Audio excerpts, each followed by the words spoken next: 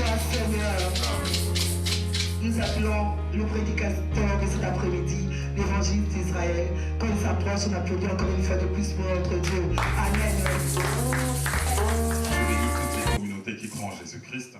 Je bénis toute personne qui croit en son saint nom.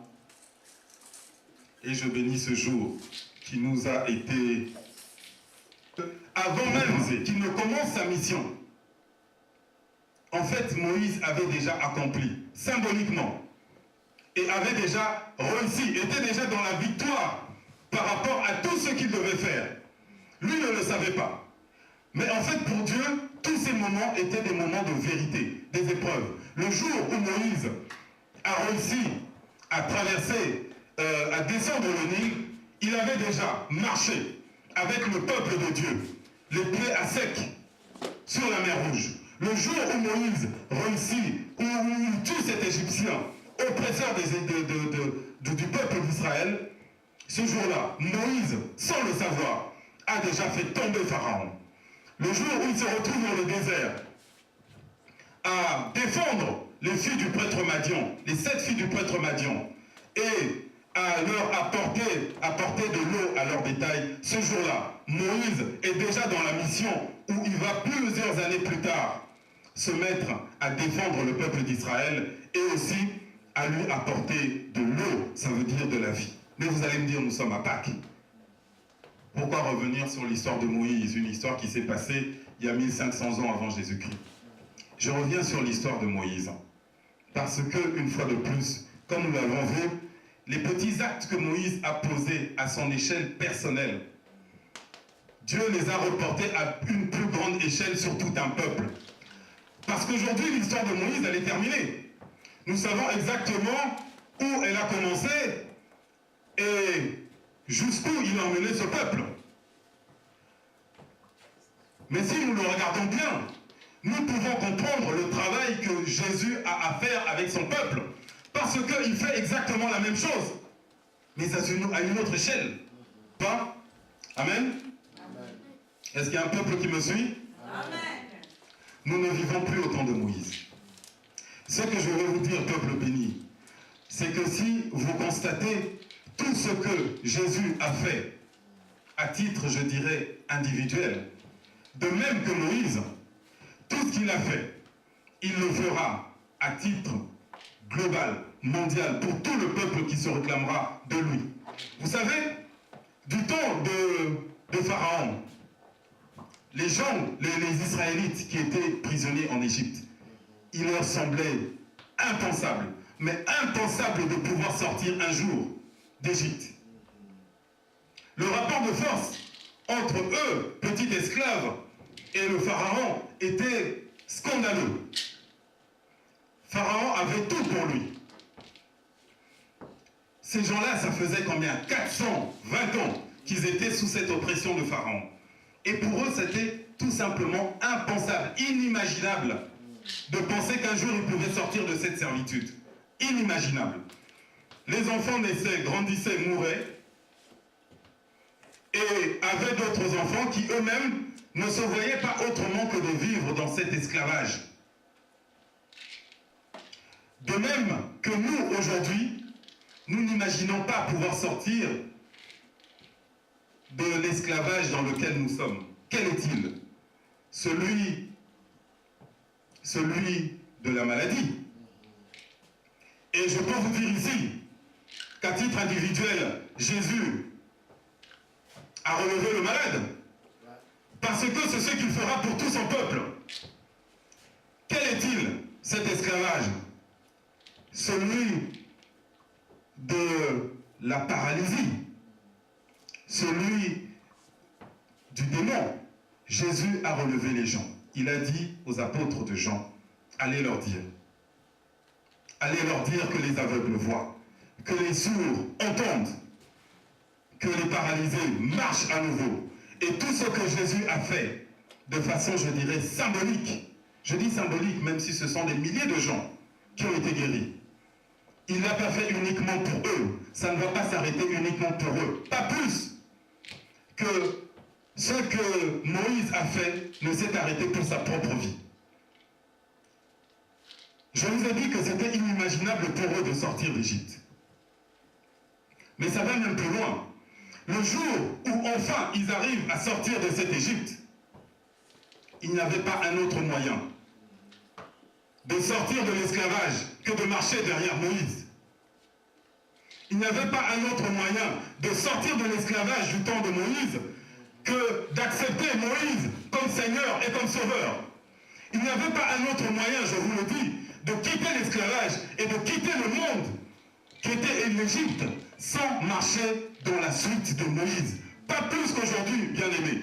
Il n'y a pas un autre moyen de quitter l'esclavage dans lequel nous sommes si nous n'acceptons pas de marcher derrière Jésus-Christ. Il a dit, il est le chemin, la vérité et la vie. C'est la démonstration. À travers Moïse, ceux qui savent lire les histoires, à travers Moïse, ce que Moïse a accompli, Jésus-Christ est en train de l'accomplir pour nous. Voilà pourquoi je vous parle de Moïse. Je vous parle de Moïse parce que autant Moïse a réussi sa mission, autant Jésus-Christ est en train de réussir la sienne. Autant pour le peuple d'Israël à ce moment-là, il semblait impensable de quitter l'Égypte. Autant ils l'ont quand même quitté. Autant pour nous aujourd'hui, il paraît inimaginable de vaincre la mort. Autant nous allons la vaincre par Jésus-Christ. Voilà pourquoi ce jour est merveilleux, bien-aimé. Parce que ce que Jésus a accompli pour sa propre vie, de même que Moïse avait accompli des choses pour sa propre vie, symboliquement pour tout le monde. Voilà pourquoi le jour où Jésus a été enseveli, oui, il a été enseveli avec nous. Et le jour où il a quitté le royaume des morts, il n'a pas fait seulement pour lui. Sinon cette histoire ne nous intéresserait pas. Le jour où Jésus a réussi à quitter le séjour des morts, ce jour-là, il a brisé l'autorité, la dernière des autorités qu'on appelait la mort. Bien sûr que ça nous paraît complètement fou. De même que ça paraissait complètement inimaginable et fou pour un Égyptien du temps de Pharaon de penser qu'un jour il pouvait quitter l'Égypte. Mais que pouvait leur dire Moïse? Ne réfléchissez pas. Ne commencez pas à spéculer. Marchez derrière moi, un point, un trait.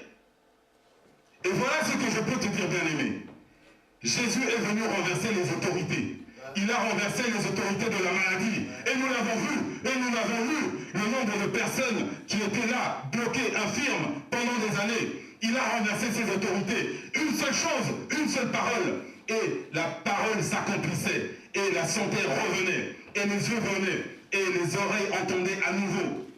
Il a renversé l'autorité de la faim. Avec 2-3 pains, il a pu nourrir 5000 personnes. Alors que en ce temps-là, on ne comptait ni les femmes, ni les enfants. Vous pouvez imaginer le nombre de personnes qui ont pu manger à leur faim ce jour-là. Et on peut nous dire, oui, ces gens ont mangé. Et alors? Oui, parce que le monde que Jésus-Christ nous annonce, c'est un monde où il n'y aura ni faim, ni soif. Et s'il a accompli pour ces quelques personnes, alors nous pouvons être assurés qu'il aura aussi accompli ça pour nous. Et qu'est-ce qu'il faut faire pour ça? Juste le reconnaître. Jésus-Christ comme Seigneur, comme Sauveur. Moïse a réussi sa mission. Dès l'instant où Moïse a réussi sa mission, Jésus avait réussi la sienne. Parce que nous sommes que dans un rapport d'échelle. Ça veut dire que nous passons du plus petit modèle au plus grand modèle. Nous ne sommes que dans un rapport d'échelle. Le jour où Moïse a accompli sa mission jusqu'à terme, Jésus a accompli la sienne. Nous sommes ici comme ces enfants, comme ce peuple qui marchait derrière Moïse, qui doutait encore, qui des fois regardait en arrière et se demandait si la vie n'était pas meilleure en Égypte. Nous sommes ce peuple qui des fois marchant et nous retournons encore vers le péché en se demandant si la vie, avant d'avoir accepté Jésus-Christ, n'était finalement pas plus facile.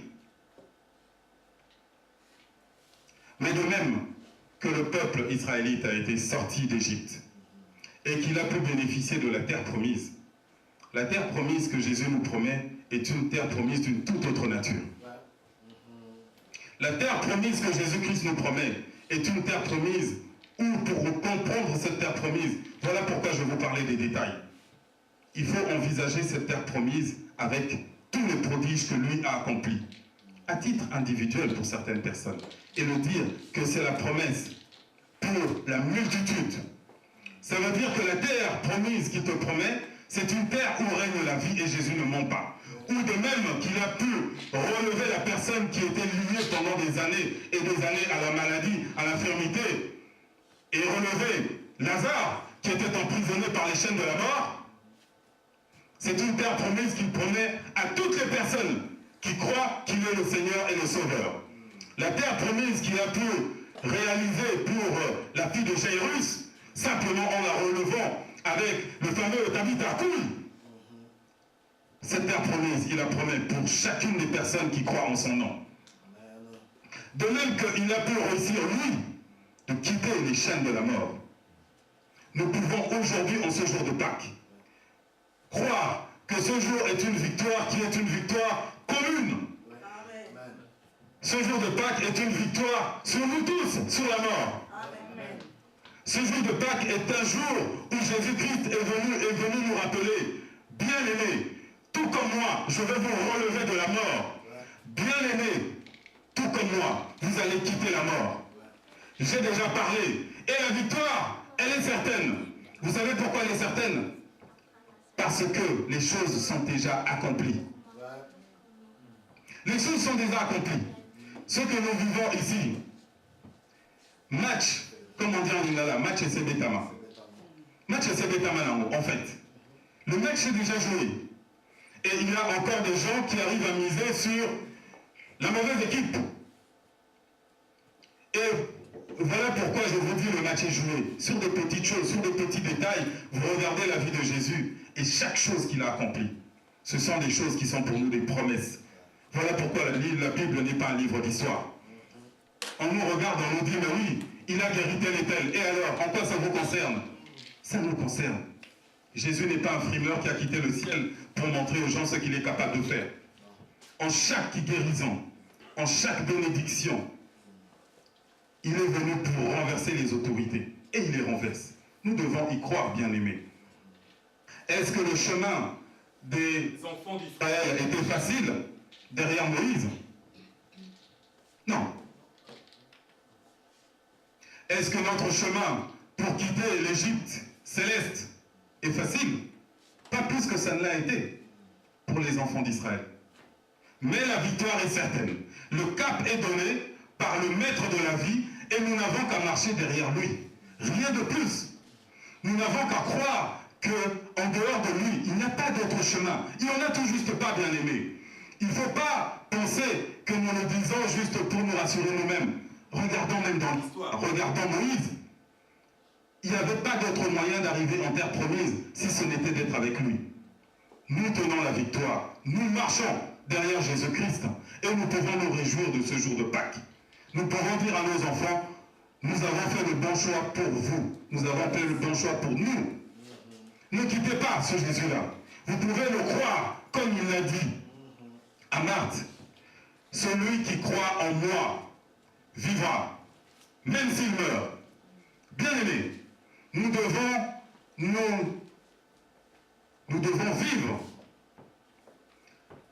nous battre dans la vie avec cette foi et cette espérance que Jésus-Christ est là, bien vivant. Il a déjà tout accompli pour nous.